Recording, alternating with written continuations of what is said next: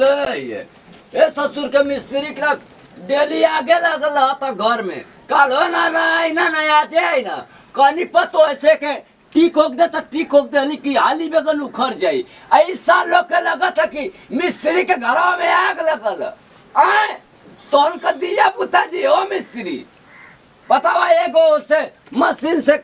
उखड़वावे के बा एक आए बता कुछ हो ना तो हम से ना हिलत हो ए मिस्त्री ससुर मर जाइबा तोरे घरे उलट जाई तोर भैंस पसर जाई तोर मैं बकरी हक दिया को तोरे घर में आए एक नियम हो पैसा लेबा त मुंह बाबा तवा सियार मती लो कि दे दा पैसा आयावे में तोहर के करिया टूट जात हो तोहर के हाथ में लकवा उलट जाए तोहर के हाथ में कोड़ी हो जाए आए एगो ससुर हमारे हम लाइका तो दोस्ती मित्र में तो लिया के मिस्त्राना करवावत हूँ यो पड़वा ना सुधरी हीरे अरे पड़वा का बाबूजी अब कौन खानदान के लिए भाई मशीनिया उखड़वावे बदे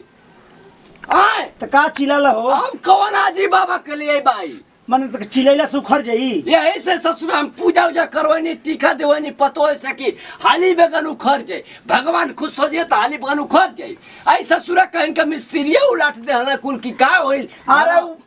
हम ही बोल देनी है वो कहता कि हमार मेहरारू को हई भइल तबियत खराब है कहनी कि 1 घंटा बाद आई है तो तू का कर रही उन्होंने का साथवा जो ओकर मेहरारू साफ करतनी कहना कितना नहीं ओकर मेहरारू का तेल मालिश करिए उ गोड़ में से तू कपड़ा पर का फाल हो चल अब नहीं रहना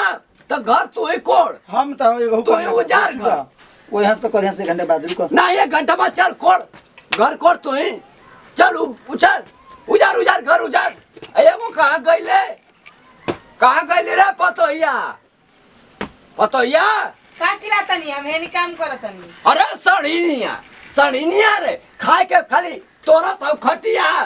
खटिया तोड़तनी इना का बुतल से हाथ बटा दे घर में मैं सुबह से लागल खाना बनाईनी है उजरवानी होते ना मरई अभी हम आई मैंने बुझाते घर में अकेले रहो का तो के रही हम तो मर जाई तो के राज करी दूसरा जी बाबा राज करी है घरवा में आके उजरवाई संगे तो उजरवाई हम चल के नहाई आ गोड़ कई दिन से साफ ना कैले मैड़ी में कोई कर खा कर जाई गंगा जी नहाई हम चिल्लात है मुंह से आ गोड़वा करिया होता हो हमार हैं चिल्ला लोग थे चिल्ला थे खाली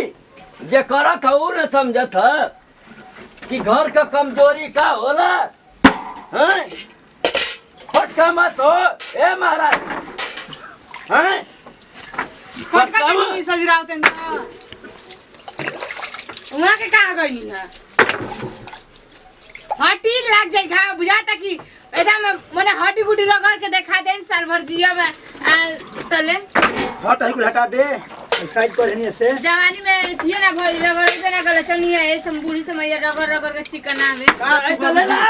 तू गोड़वा रगड़ला लेवा रगड़ दे तोर गोड़वा लेवा रगड़ का हाल कर हुकमो कर तब के खसा हले करबो हैं काहे उल्टा बोलत हो रे उल्टा बोलते नहीं हम धरा है होनिया का कूद तरह दिमाग खराब कइले बड़ा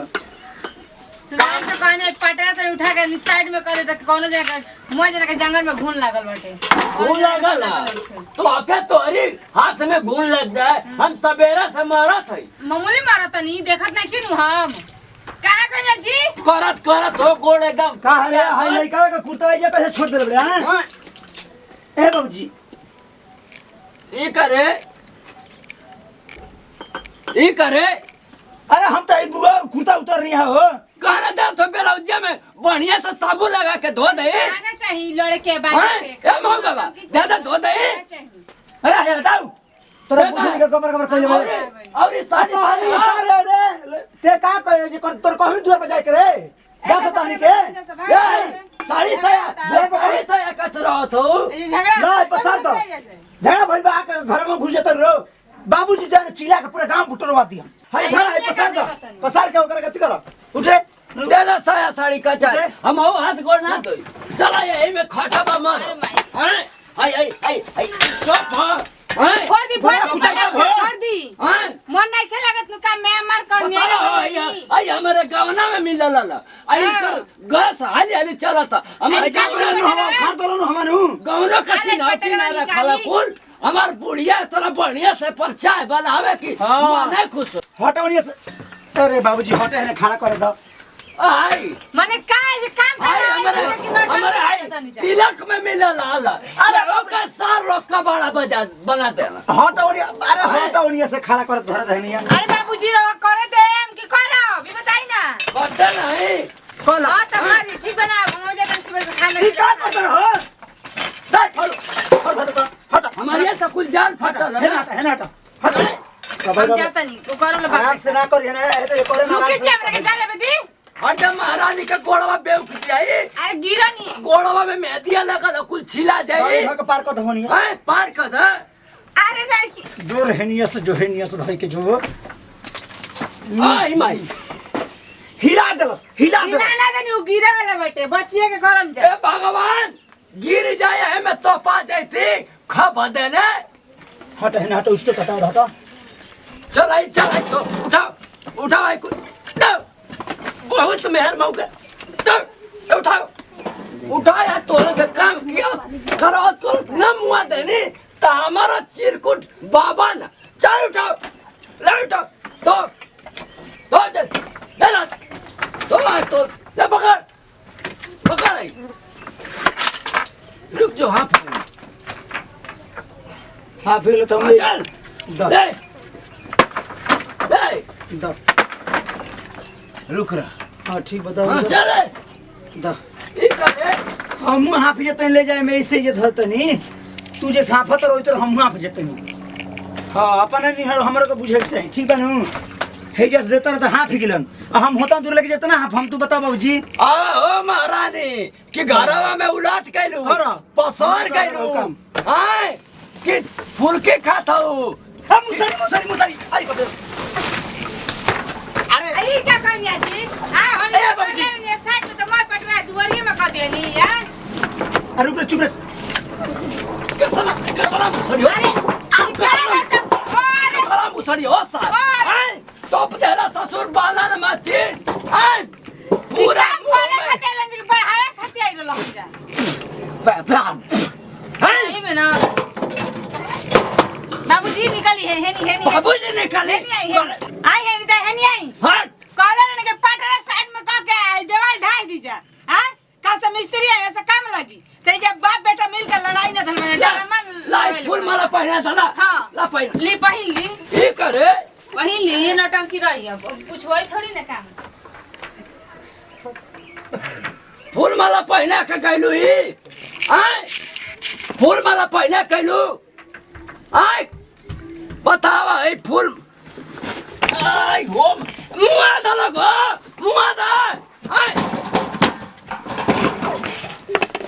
हाँ तई ससुरा एकदम ना सुधरी हो आय लगा था घरवा में से ले जाए काम करत मुआवा सार कौने गइला हो हित आओ रे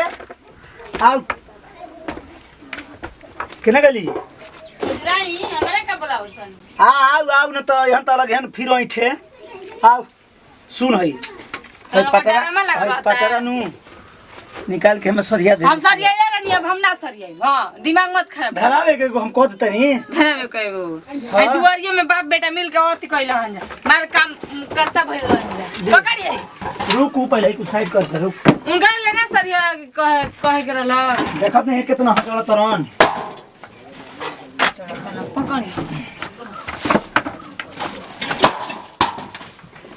दे ओ यहां त लगे कबर बोले कबर बोले जल्दी निकली हम भूख है जान जाते हम सुबह से कुछ खइले दे उठा दे और डालो मुआवा हमारो और डालो आ गेले पकड़ी आ गेले आई सर मिस्त्री का बेटा कर यही जा अब आए सर मिस्त्री तो काम देत हैं दा है हेराई बा का अरे दे हेलो पहले तो अब आए मिस्त्री जाइए हमर संग चार लाउर ना मारे मिस्त्री के तो हमारो नाम ना आए अरे दिया रे ना कुछ कुछ ना होई घर देख में ओने फीता रख ले अपन करी परेशान कुछ ना ठीक बना ना कर दे नहीं खान चाहत नु कि घरवा द्वारा बने नहीं खान चाहत तू ले दे इधर ही दे आदमी ना बनवा ला एकदम छी अपन हम आवता सोचती घरवा ना बने हाँ। आवा मिस्त्री कमीर गल ना हैदा, हैदा। आवाज जब हमारे गोड़ पे गिरे ना 2 दिन हमका परेशान कैले आवा ये हैदा रही। मिस्त्री ना मारत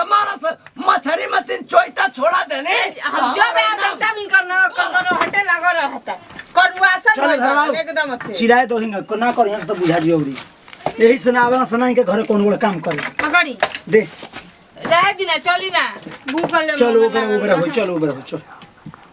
धर चल आवा तुम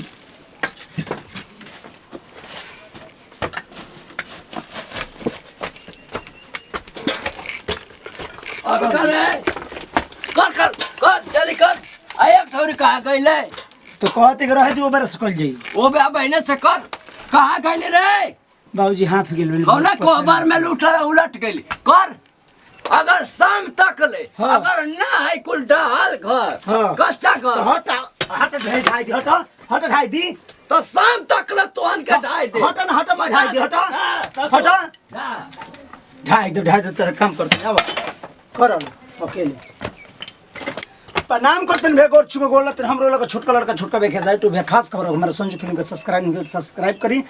बेल आइकन बटन में जितना प्यार दुलार आशीर्वाद हमारा पावर हमारा टीम पर दिले बनी यही तेरे दिले रहम और हमनी से ज्यादा से भी गलती होती है तो करे का नाती पता बेटा समझ के माफ कर भैया मैटर हमके बनेले बन जे के घर के काम बा देखी केहू दोषी ना होला केहू को दोषी ठहराव करना चाहिए बाबूजी परेशान रहलन झूठ में तन बात के लेकर लड़त रहलन हितने एक इंची खातिर लेकर लड़त रहलन आ जो ये देवाल जोड़े भैया तो अगर कहीं मसाला केहू को जमीन में से गिर जाइए पलटो पलटो तब का हुई बताओ कि अपना में उल्टा सीधा नहीं करे तो कुछ हो तो दूसरा में कैसे का हुई तो हम तो ये कहब कि मिल के काम करे के बाद मिल के सब कुछ करे के बाद बाबूजी की भी ना चाहे कि ज़्यादा मिस्त्री लोग को परेशान करे ना परेशान करे से मान लो केहू आई ना केहू ना आई तो अपने करे अपने करे तो हो ना पाई तो हम तो ये संदेश में बतावल चाहम कि केहू को परेशान करे उचित चीज़ नहीं खे समय से ही कोनो काम अगर हो जाला तो क्या अच्छा कहल जाला अगर हम ज़्यादा कुछ बोलो खबते यही से यहीं जब विदाई फिर अगले वीडियो मिल जाए जय हिंद जय भारत जय भोजपुरी समाज।